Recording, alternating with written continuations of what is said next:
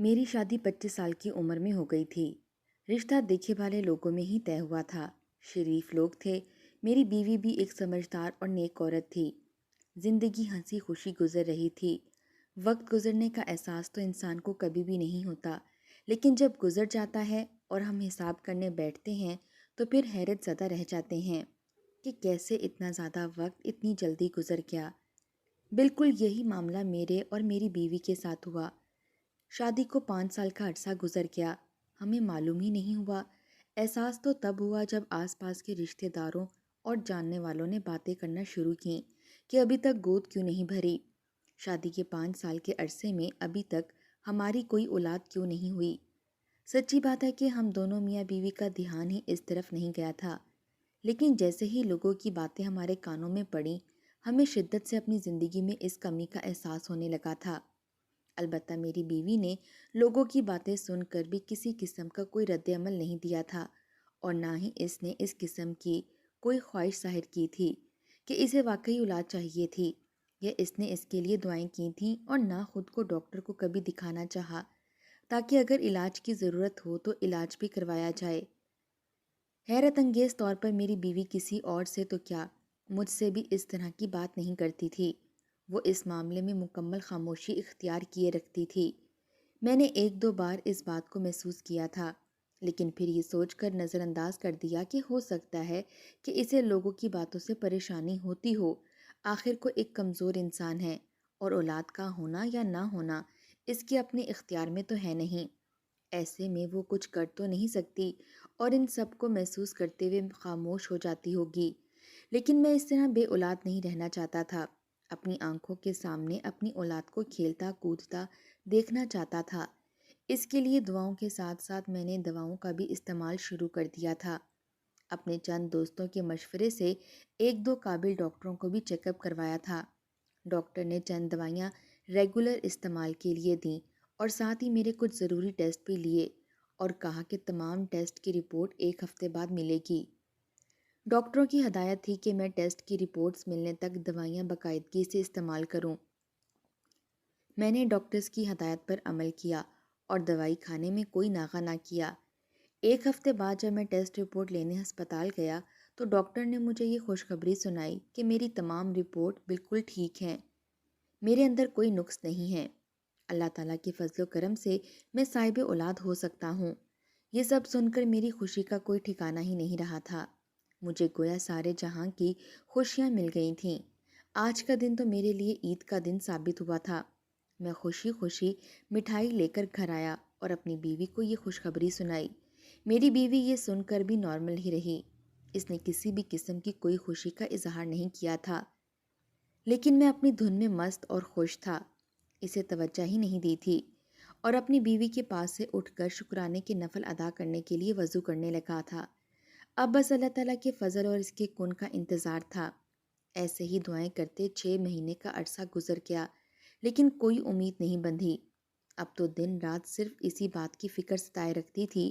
آخر ایک دن ایک دوست کے ساتھ بیٹھا اپنا غم بیان کر رہا تھا کہ اس نے اچانک پوچھا، اپنی بیوی کا چیک اپ کروایا ہے؟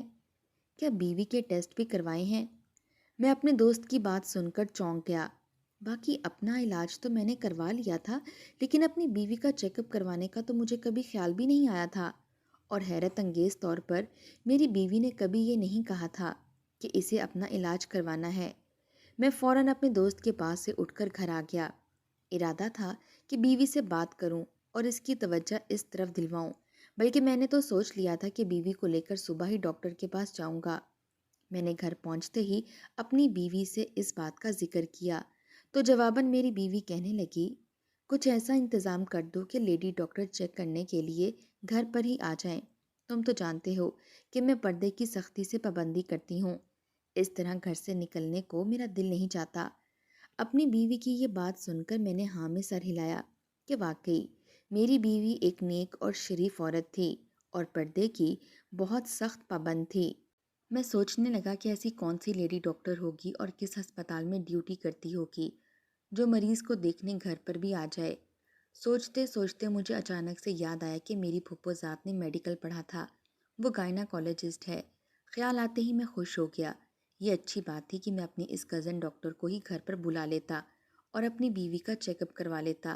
اس طرح سے چیک اپ بھی ہو جاتا اور میری بیوی بھی مطمئن رہتی کہ اس کا پردہ خراب نہیں ہوا اور گھر کی عورت نے ہی چیک کیا ہے۔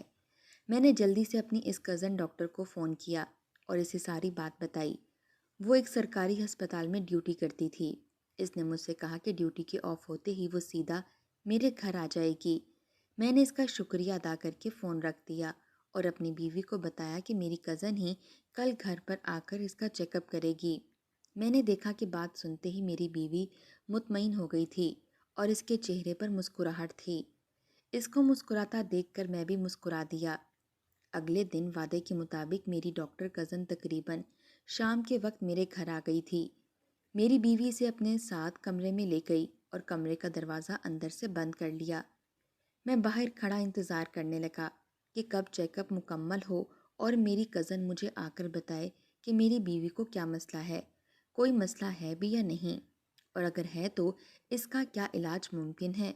تقریباً آدھے گھنٹے تک کمرے کا دروازہ بند رہا اور میری بیوی کو ڈاکٹر کزن چیک کرتی رہی۔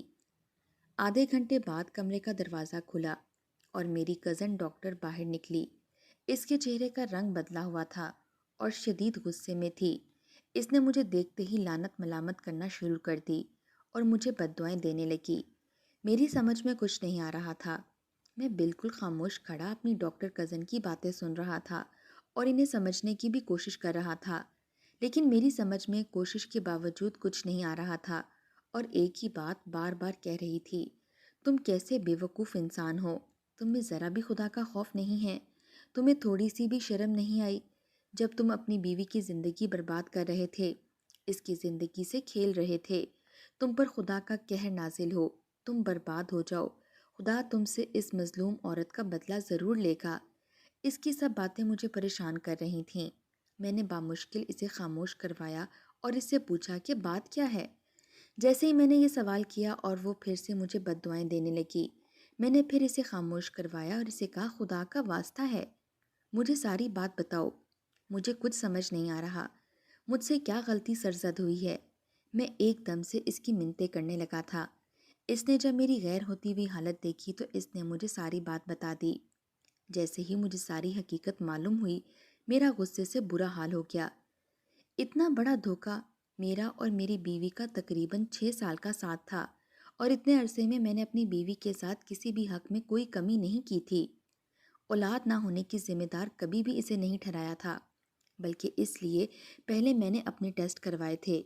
اس سب کے باوجود بھی ایسا الزام اور ایسی بے قدری کر رہی تھی یہ عورت۔ غصے سے میرا دماغ پھٹنے لگا۔ ایسی احسان فراموش عورت کے ساتھ میں مزید ایک لمحہ بھی اپنا رشتہ برقرار نہیں رکھ سکتا تھا۔ غصے کی حالت میں بغیر کچھ سوچے سمجھے میں نے اسے طلاق دے دی۔ میری بیوی میرا گھر چھوڑ کر جا رہی تھی، تب میں نے دیکھا تھا اس کی آنکھوں میں آنسو تھے اور وہ بار بار بے یقین نظروں سے میری ڈاکٹر کزن کو دیکھتی تھی۔ آخر وہ روتے ہوئے گھر سے نکل گئی۔ میں اپنا سر پکڑ کر بیٹھ گیا۔ میں تو یہ چاہ رہا تھا کہ ہمارے خاندان میں اضافہ ہوتا، ہم دونوں صاحب اولاد ہوتے، لیکن یہ تقدیر کا چکر کچھ اور ہی تھا۔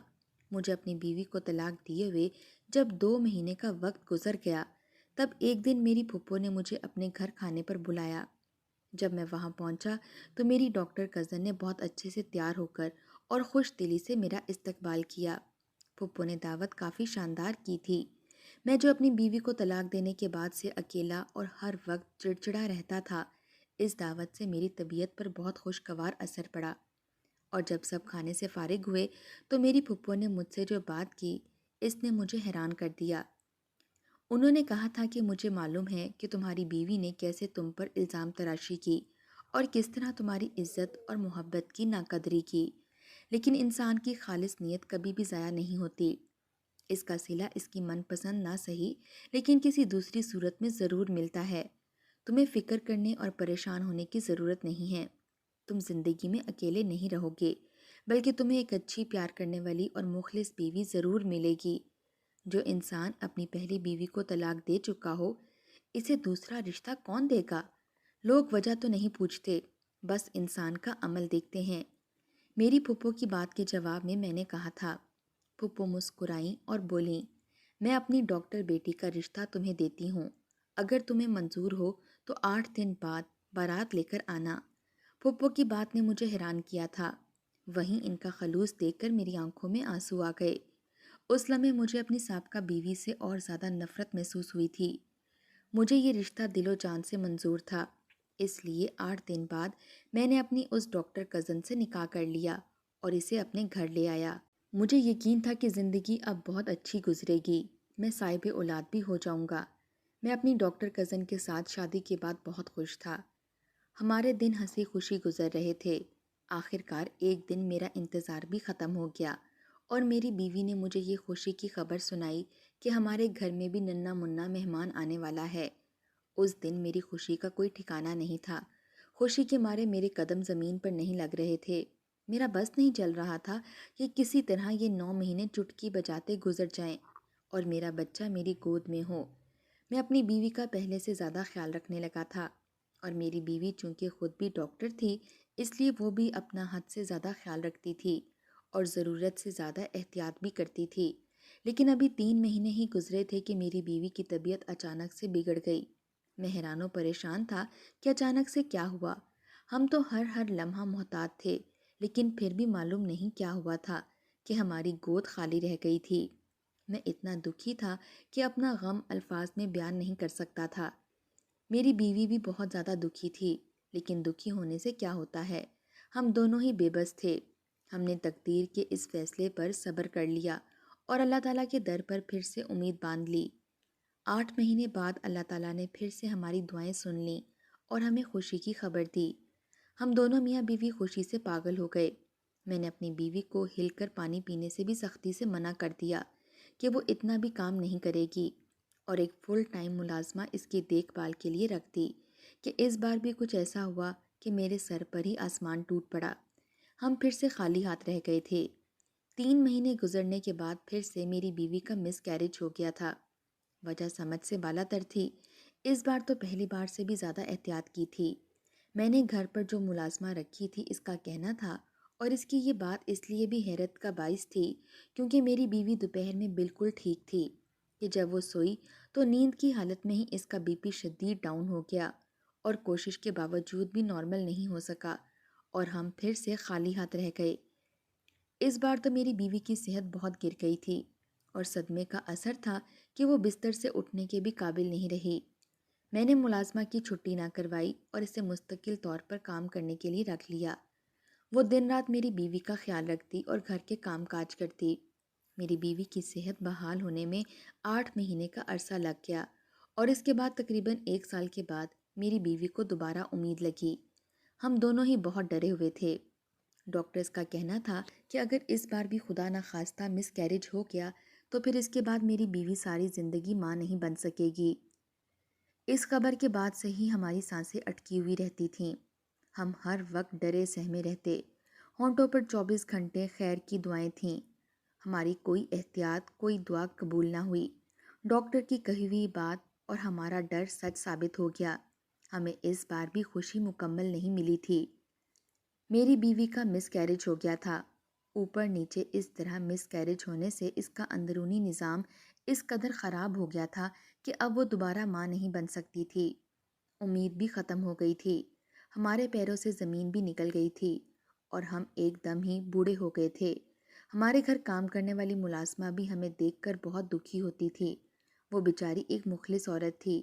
میری بیوی کو پڑھنے کے لیے مختلف دعائیں اور وظائف بتا دیتی تھی اور ہمیشہ تسلی دیتی تھی کہ ڈاکٹرز چاہے کچھ بھی کہیں، وہ بس اللہ پر بھروسہ رکھے، اللہ تعالیٰ کے فضل و کرم سے اس کی گود ضرور بھرے گی۔ اب میری بیوی زیادہ تر خاموشی رہتی تھی، لیکن کبھی کبھی وہ اس عورت کی بات کے جواب میں بس اتنا ہی بولتی: جو لوگ کسی کا گھر اجاڑ دیں ان کی گودیں نہیں بھرا کرتیں۔ ملازمہ نے شروع میں تو یہ سمجھا کہ میری بیوی پر صدمے کا شدید اثر ہے، اس لیے وہ ایسی بہکی بہکی باتیں کرتی ہے، لیکن آہستہ آہستہ ملازمہ کو شک ہونے لگا اور وہ میری بیوی کو عجیب سی نظروں سے دیکھتی اور کچھ سوچتی رہتی۔ آہستہ آہستہ اس نے میری بیوی کو تسلی دینا چھوڑ دی۔ اب وہ ملازمہ دعائیں کرنے کی تلقین بھی نہیں کرتی تھی، ہر وقت توبہ توبہ پڑھاتی، اور جب بھی میری بیوی کے پاس جاتی یہی کہتی: استغفار کرو بی بی، استغفار۔ اس کی یہ بات سن کر میری بیوی رونے لگتی تھی۔ میں نے جب یہ بات نوٹ کی تو مجھے اس ملازمہ پر بہت غصہ آیا، ساتھ ہی اس بات پر تعجب بھی ہوا کہ میری بیوی اس ملازمہ پر ناراض ہونے کے بجائے رونے کیوں لگتی ہے۔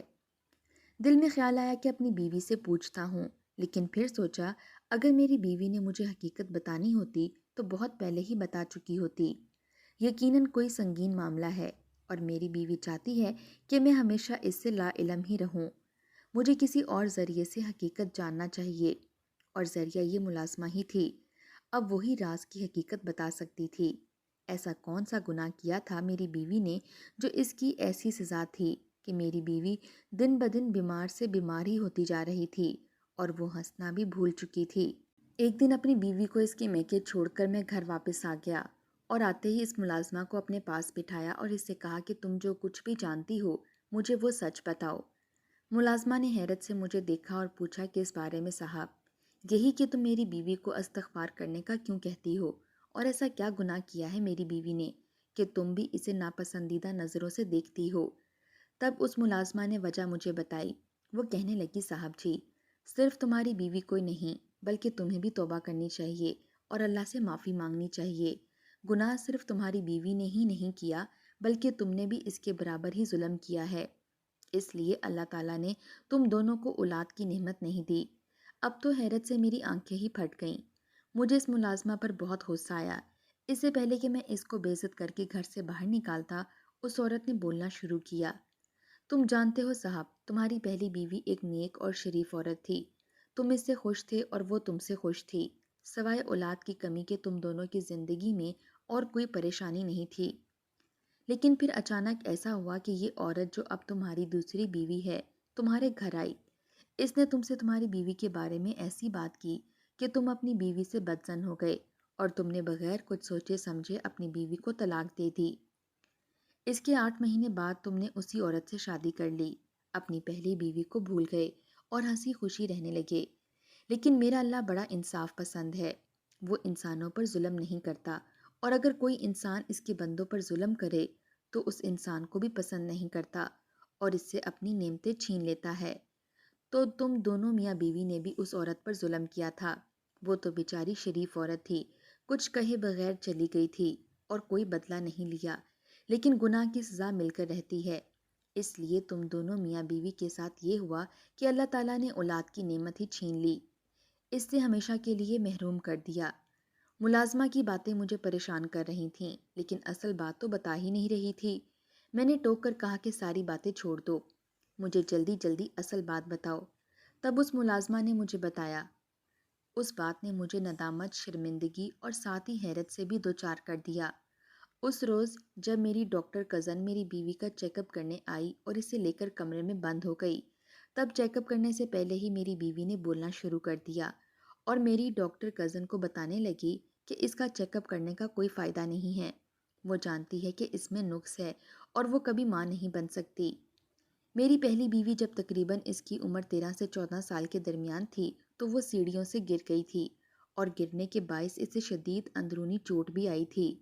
ڈاکٹر نے تبھی بتا دیا تھا کہ شادی کے بعد اولاد پیدا نہیں کر سکے گی، لیکن اس کے گھر والوں نے اسے اس بات سے لا علم رکھا اور جب ہمارا رشتہ ہوا تب بھی ہمیں حقیقت نہیں بتائی اور شادی کر دی۔ میری پہلی بیوی کو بچے بہت پسند تھے اور وہ چاہ رہی تھی کہ جلد از جلد اس کی گود بھر جائے۔ اسے جب 1 سال تک اولاد نہ ہوئی تو جب اس نے اپنی ماں کے ساتھ ڈاکٹر کے پاس جانے کا ارادہ کیا تب اس کی ماں نے اسے بتایا کہ وہ یہ خیال اپنے دل سے نکال دے، وہ بچپن میں ہوئے حادثے کے باعث کبھی ماں نہیں بن سکتی۔ تو میری بیوی بہت روئی لیکن بے بس تھی، اس لیے صبر کر گئی، لیکن معلوم نہیں اس کے دل میں کیا ڈر تھا کہ وہ مجھے بتانے کی ہمت ہی نہ کر سکی۔ لیکن اس دن جب میں نے اپنی ڈاکٹر کزن کو اپنی بیوی کے چیک اپ کے لیے گھر پر بلایا تو میری بیوی نے کہا کہ وہ اس ڈاکٹر کے ذریعے مجھ تک حقیقت پہنچا دے، اور اس نے ساری بات بتا دی۔ تو یہ بات سنتے ہی میری کزن کے دل میں ایک خیال آیا اور اس نے فوراً اس خیال پر عمل کیا۔